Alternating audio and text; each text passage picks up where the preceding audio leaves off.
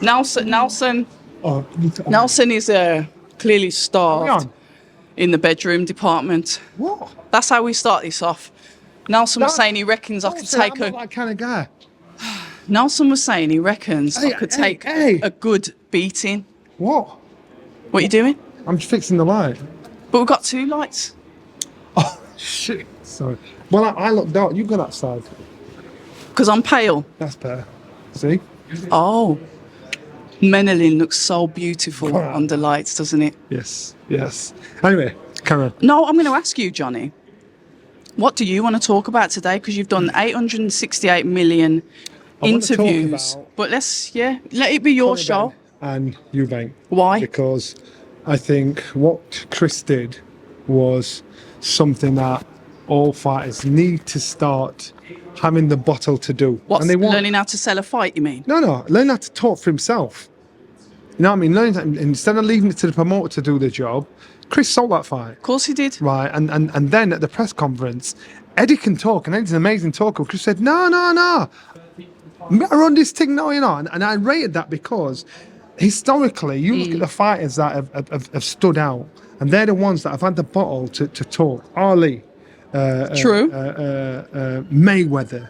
You'll go further back to your Jack Johnson, Sugar. When they've got to a point where they're like Don King's trying to get in. Mike Tyson's threatening his clock. You know what I mean? But these fighters, they're the ones that are doing the job.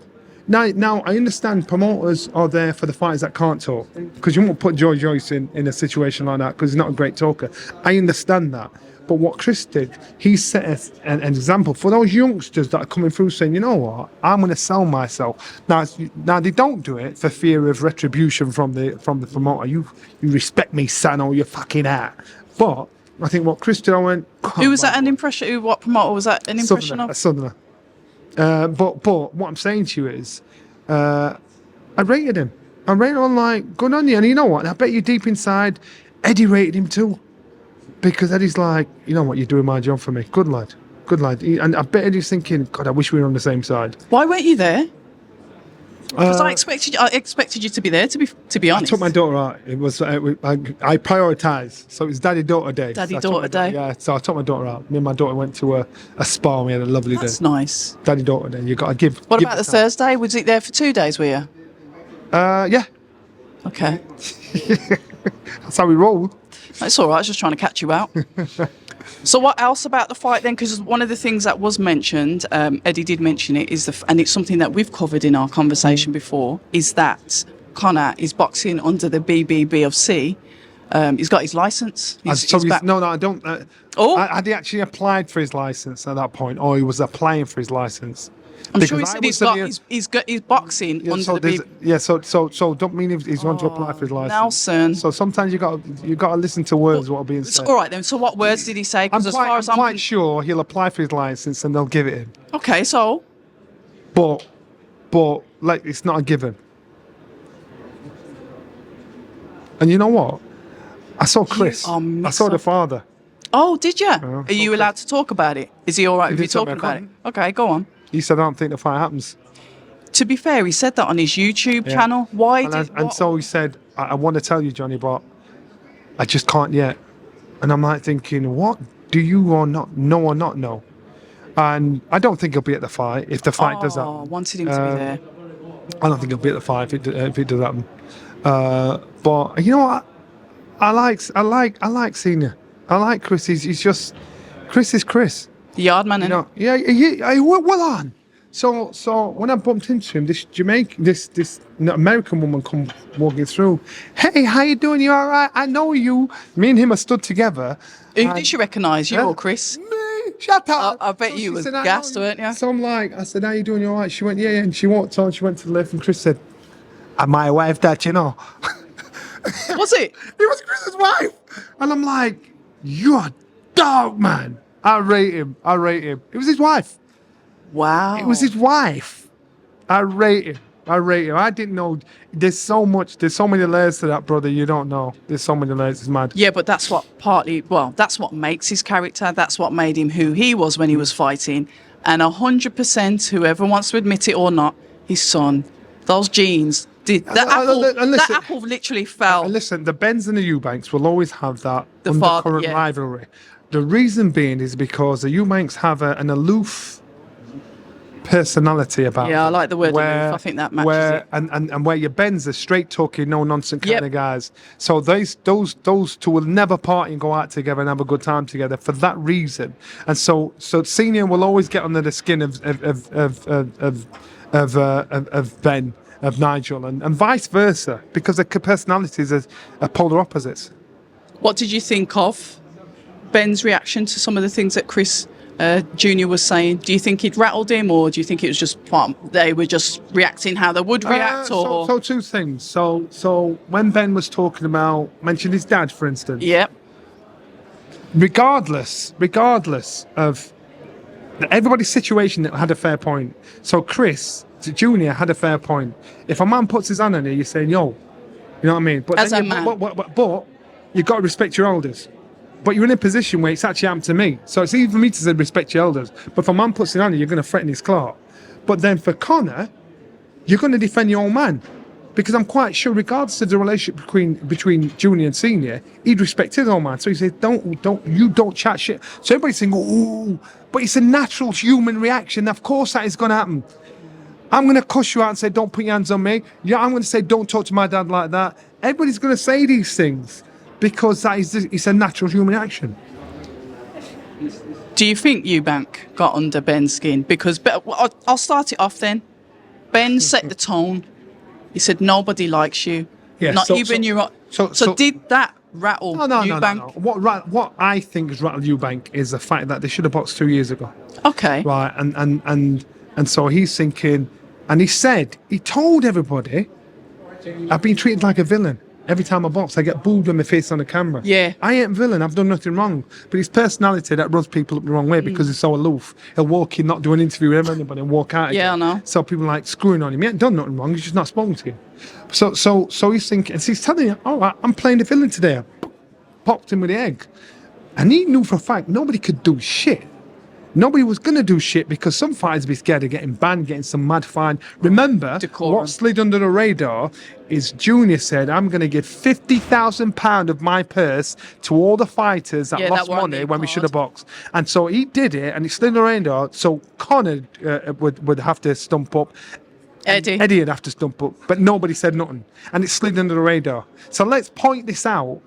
Point it out because if I think Eddie said he'd match it. Did he? I didn't hear that. Yeah, I think he did. I didn't hear that. Yeah. So what I'm saying to you is, in the comments, let us know if Eddie said that. I'm sure he did. So let's point this out. So when Chris did that, regardless of how much you think is an XYZ, you know, if you're a fighter and you're paying money out, unless you fight, that's the only way you're getting back. And Chris said, yeah, that's that. So if you're going to fine me for smashing an egg in his head, I can afford to give the undercard 50 bags to share between them. Yeah. Now, they're never going to stop the fight because everybody wants his fight. Yeah. So he knows for a fact he can do anything he wants. Yeah. He can do anything he wants because I'm playing the villain. So, and Conor, of course he was pissed off. I'd be pissed off if someone smashed an egg in my head. So everything that happened was a natural, it happened organically. And so you can understand that it's not play acting. These guys don't like each other. I think the first time when the fight was cancelled and Conor said, oh, we've got in touch with Ben's team, we've got in touch with Eubank's team and they want the fight. And the Eubank said, they ain't got in touch with me. They're lying. Yeah, I remember that on the live. But I thought Eddie would have been saying, shit, God, I wish he was on my side, you know, with Chris. Because in the press conference, he controlled that press conference and he shut him down. Fighters don't do that because they're scared of the promoter punishing them, because promoters want to be headlined, they want to be up front. And I understand some promoters have got to talk for some fighters, but not every fighter. The fighters are the ones that get in the ring and getting their ass bust. The fighters are the ones that end up skinned. The fighters are the ones that end up in a hospice. The fighters are the ones that end with brain damage. So whilst it's your even career, worse, dead. if you can talk, talk. If you're relying on your promoter for your living, and then you can't argue when it's all done because you gave him the responsibility. Chris took responsibility of his career. I rate him. And you know what? Conor's done the same. And Conor's like, Eddie's doing a job for him, working for Eddie, but Conor's like, you know what? Conor's his own man. These are little millionaires, so they don't have to answer to nobody. So I think how Chris handled it, good lad. I liked it. Chris hopping from trainer to trainer. Obviously, you know who he's with now. Did you know that he trained Triple G? I didn't know, but with Chris, you've got to remember this. Chris. In other words, I think it's a nice match for Chris. Yeah. So, but also, so for me, I think Chris. Bye, Napa. Chris. I think. Yeah. I think Chris. If I'm honest with you, in his last fight, I wasn't impressed. With the win. I mean, the one that you got the win in, not the one that got he the lost. win. He got the win in So, his last fight. In Chris's last fight. Okay. Who was his trainer then? He wasn't Bolmac then. I can't. It was Bolmac. Was it Bolmac in the last one? But I wasn't impressed with his last fight, and I thought. Oh yeah, it was. But yeah. but I'd lean towards him in this fight. Only reason being is because of Conor's inactivity. So because with Conor, I'd lean towards Chris being the winner in this fight. When did because Conor last fight? 15 months ago. It's 15 months. But I said to Conor when his career was on roll, I said he's the fastest improving fighter I have seen in this country right now coming through, and I thought this boy's on fire. And obviously, he came to a speed bump in his career, and so all of a sudden, he's not as active. So this time, what he's lost has affected his development, as his age and development. Everything was at the right time, right place. Everything worked together perfectly. I think it's affected him, and that's the only reason why I lean towards him in this fight. Even though Chris's last performance wasn't great, if Conor was still on a consistent run of fights and activity, I'd lean towards Conor. But I've got to lean towards Chris because Chris is obviously naturally the bigger man, but I think because he's been busier, he's been more active. I think so. I've got to lean towards him. You've touched on something there that I wanted to ask about anyway. I watched the press conference. I was there for one of them, watched the other one on the TV. One of the things that Chris Jr. didn't like was people alluding to him winning because of his size. He was like, don't just say I'm the bigger fighter. I've got experience. I'm a skilled boxer. And that was something that he felt that he had to reiterate, regurgitate several times. It was like people were being dismissive of his skill and just crediting him for his size. Yeah, exactly. He did not like that. that. The thing is this, everybody's making a big argument, a big hoo-ha about this rehydration clause. Now, sometimes you might be throwing a little bit of a ringer because... What do you mean? Because of the rematch, the rehydration clause. Yeah. So everybody's saying, oh, it's not beneficial to Chris. Because everybody's saying it, don't mean it's true. Chris has used that and said, yeah, you want me to do that, give me more money. Chris was in the driving seat when it came to negotiations for Correct. this fight. Nobody's denying I agree with you 100%. So why would you put yourself in a disadvantaged position when you didn't have to? I've said the same thing, Johnny. We're on the same page. Show me the money.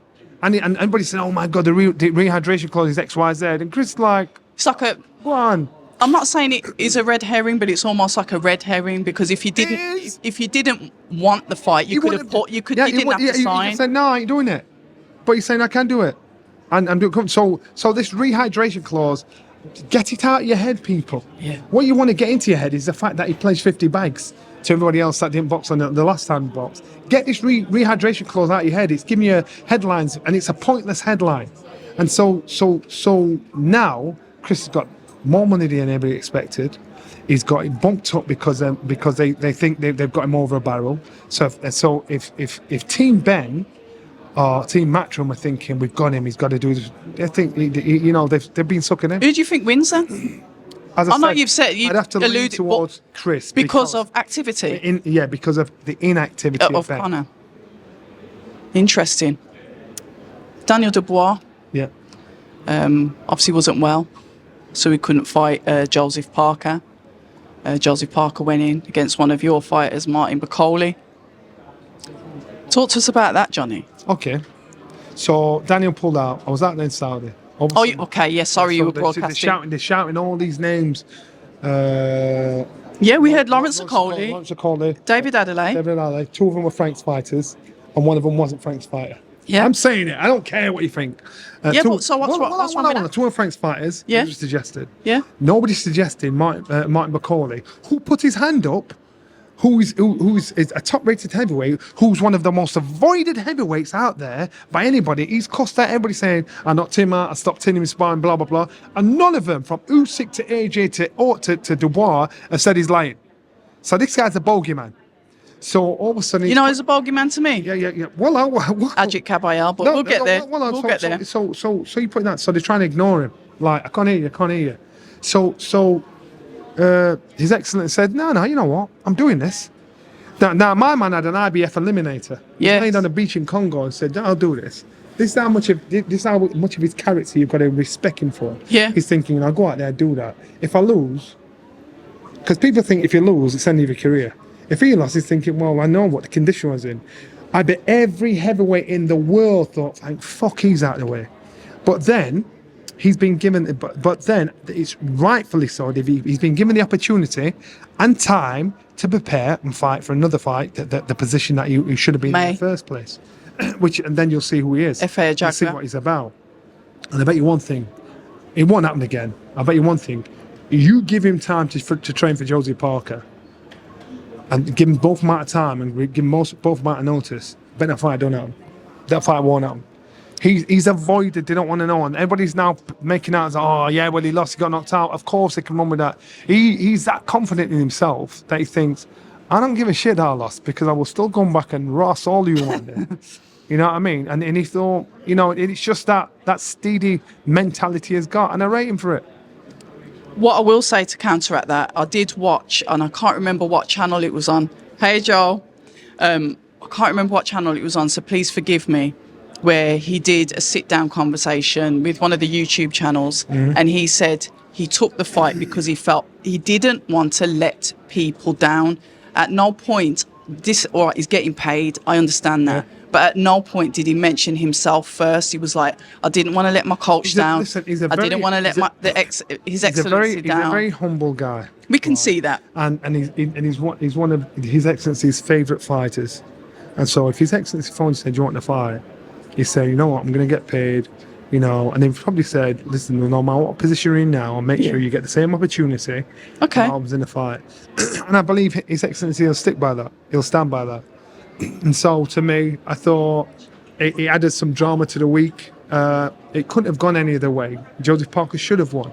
But I bet there was enough arguing in the back room. Of course there was. Because I saw Spencer Brown sat on the stage when they're still talking about who the opponent it should be. Oh, right, okay. And they're on the stage. Oh, you're on about that? Yeah, okay. they're on the stage. And when they're on the stage, for the press conference, they sat down and Spencer Brown's phone went and he picked his up like that. You could tell it was His Excellency. He looked at it. So you don't know who's looking at him. So you got up, answered the phone, I see him like that, in the corner of the phone. And then he put the phone down. He's like walking him out like that. And then Andy Lee came up to him. He said something to Andy Lee. Andy Lee's arms like, so you can see him arguing about it. Then he came back on the stage. I was watching him. He came back on the stage. And he went to Frank. He did that to Frank. And they both went, really? You know what I mean? And I'm telling you that it was the last thing they wanted. So whatever bullshit you saw on camera, trust me, they didn't want that fight at all. And they were relieved when he got knocked out.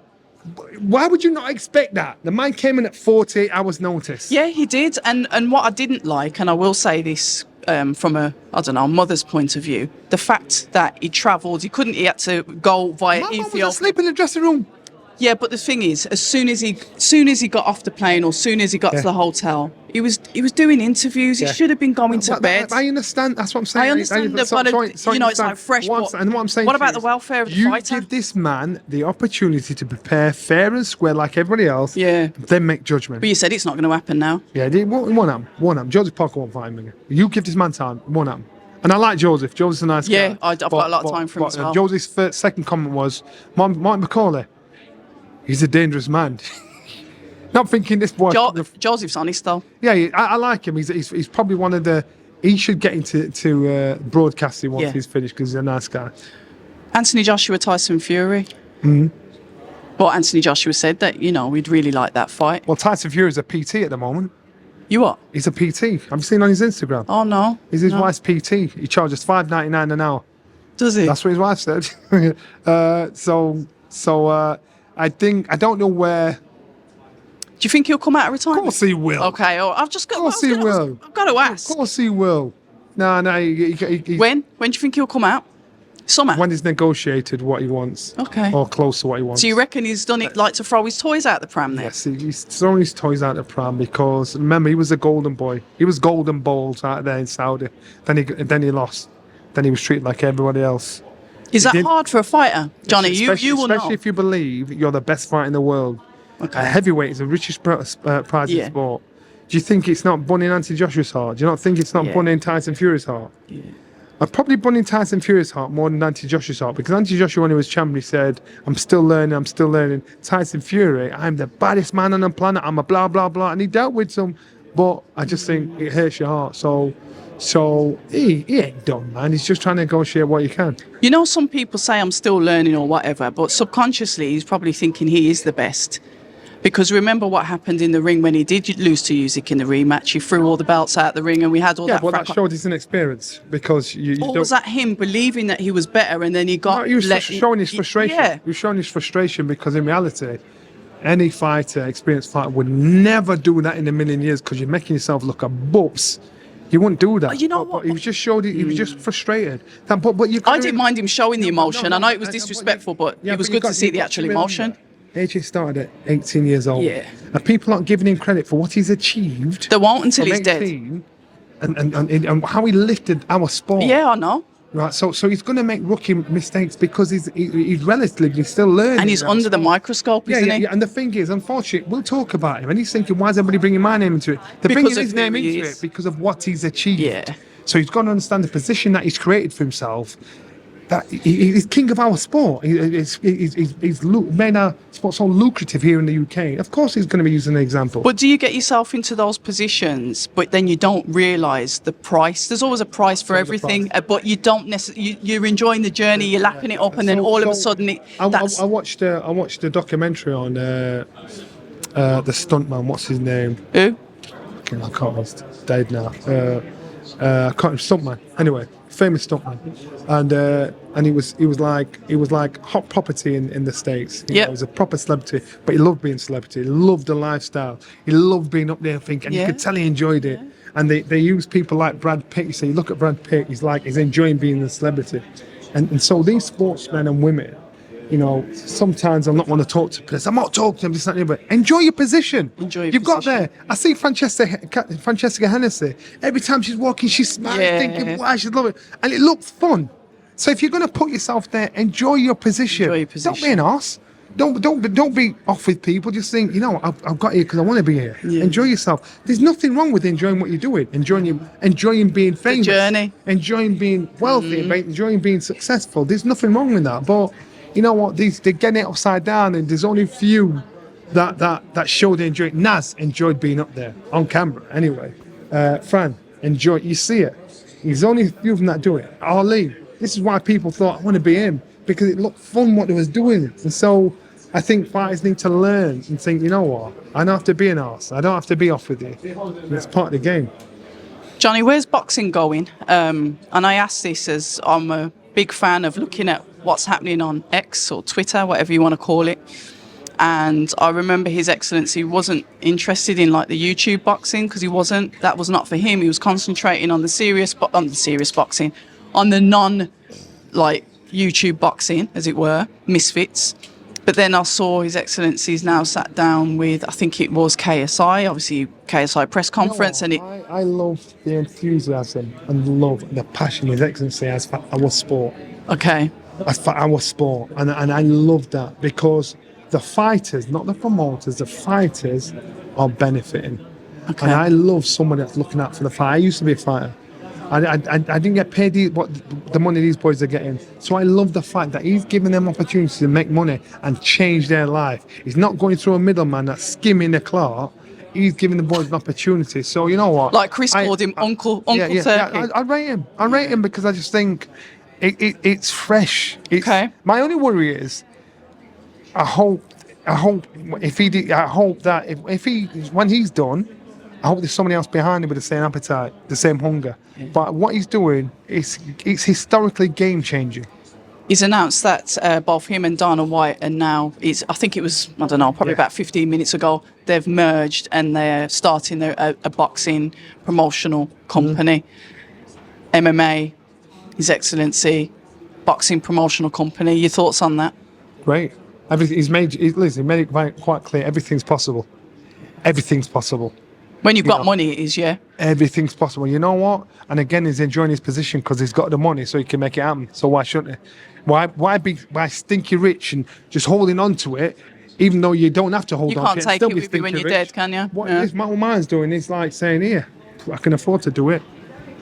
Let's all dance. Let's all live. Yeah, I rate him. Bands will make them dance. Yeah, man. And on that note, Johnny Nelson, it's been a pleasure. I know I could talk to you forever because I could. You can talk about anything, Dread. But you don't answer your DMs, so I don't even message you anymore. But yeah, I guess I'll see you. It will be Easter Sunday for the you coming rematch. Friday? No, it will be Easter Sunday for Yeah. the rematch, Yeah. and I'm looking forward to seeing Fraser Clark back out as well. But yeah, we'll catch up. Be good. So why are you not coming Friday?